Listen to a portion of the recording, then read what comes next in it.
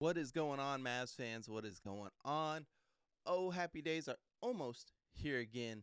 And you know what? I'm so excited about it that we're not going to do our normal intro. Just know that whether it's your first time, your next time, make sure it's not your last time. Hit the subscribe button down below. And, you know, I want to shout out the Mavs for something. They brought in Rick Wiltz. He's the CEO now of the Mavericks. Now, I think Rick Wiltz was a great hire. But it's almost time. The rumor mill going around the Mavs facility is that this may be the last days of Nico Harrison. Now, I know, we're already starting to hang up streamers. We're gonna raise the banner. We fucking finally fired Nico Harrison. Raise the banner to that. Like, it'll be party time. It'll be like we won the championship. But the question has been raised, who do we bring in? Now, I think during the summertime, that's going to be a big-time search that goes on. But I think in the interim, we have to look at Matt Riccardi.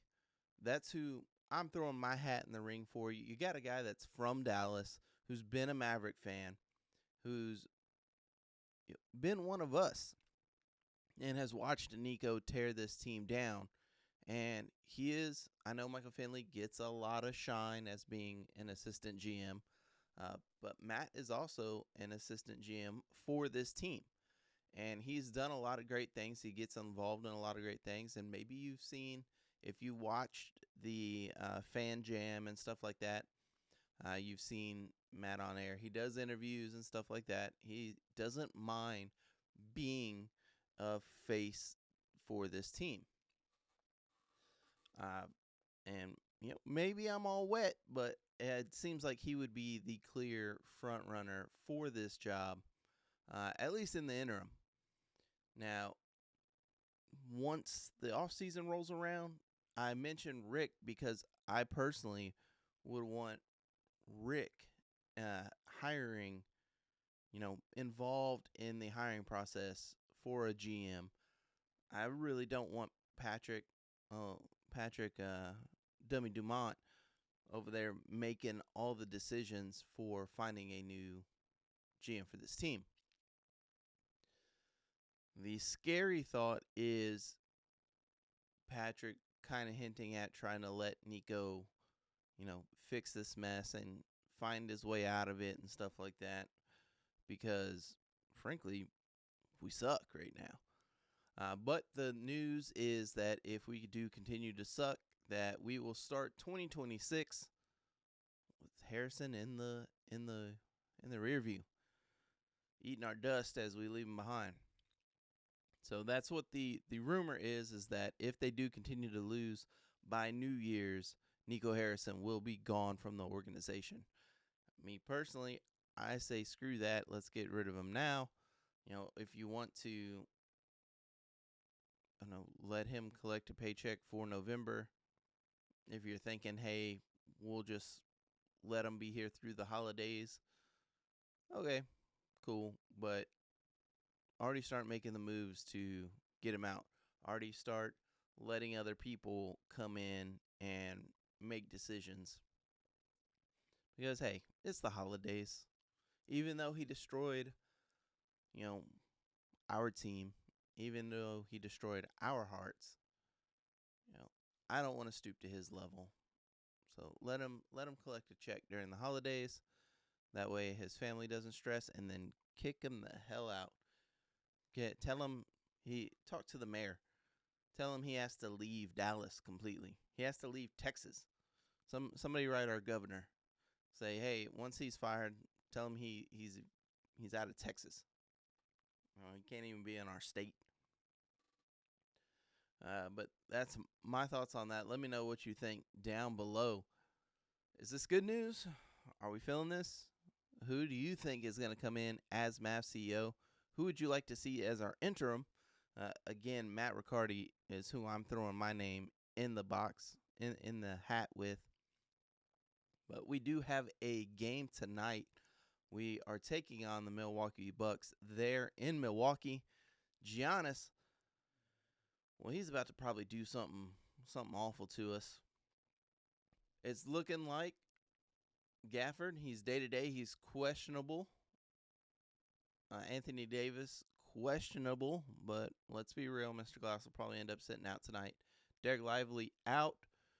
And I know everybody's just been edge of their seat waiting to hear it. Dante Exum out. I know. Shocker. Dante Exum not playing again. Kyrie out, but of course he is making headway, doing his thing still. We're all on waited breath, waiting to hear about Kyrie coming back.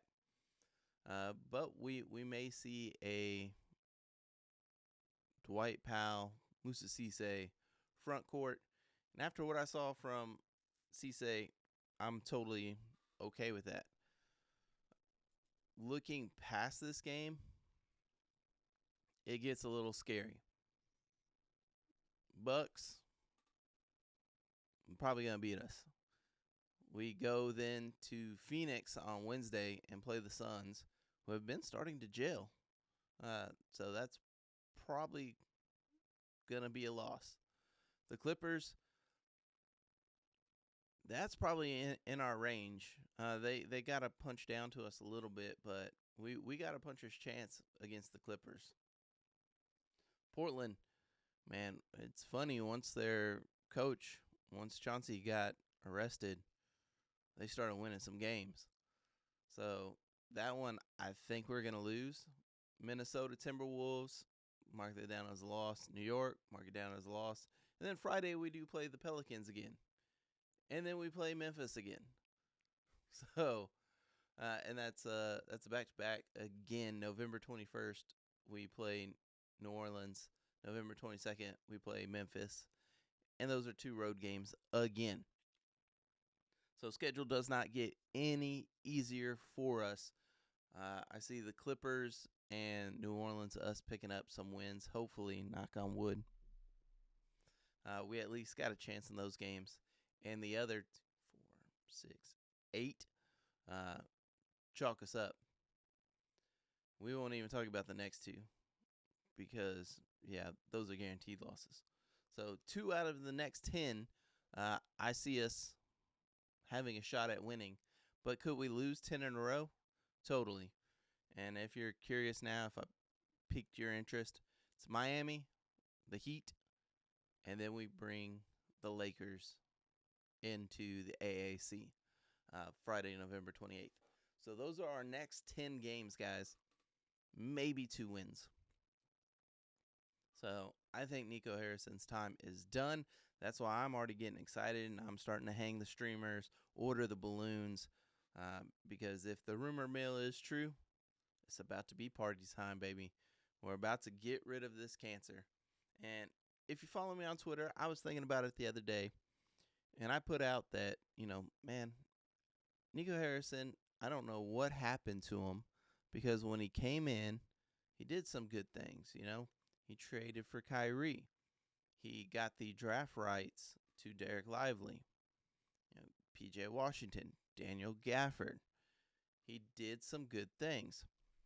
And then it hit me. Well, we brought in somebody to hold his hand that first year to help him adjust. And then Mark Cuban was here still. It's once Mark Cuban sold the team and Mark Cuban didn't have control and Dumont had control, and he gave that control to Nico. Once Nico actually had control, that's when it went off the rails. So how much of this was Nico Harrison and how much was the other people helping guide him to make these good decisions? So after thinking about it, I have devalidated in my head, at least, everything that Nico Harrison has ever done good for this team. And I am solely focused on the bad. Get this guy out of here. He has ruined the team. But that is my thoughts. Sorry this one is so quick today, guys. But let me know what you think down in the comments. And where are we picking up a win in these next 10 games? Because I just don't see it. But that'll do it for today. I'll be back after the game, we'll record our reaction. You never know. I mean, Toronto, RJ Barrett blew up, and they were able to beat Toronto last week. Najee Marshall just blew up for 30. Maybe we see a miracle happen, and maybe we beat the Bucks. I think at this point, I almost want us to lose these 10 games. That way we do kick Nico out. And then once Nico's gone and there's no chance of Dumont being like, oh, you know what? He turned it around. Once he's gone, win out the rest of the season. Let's go get a championship.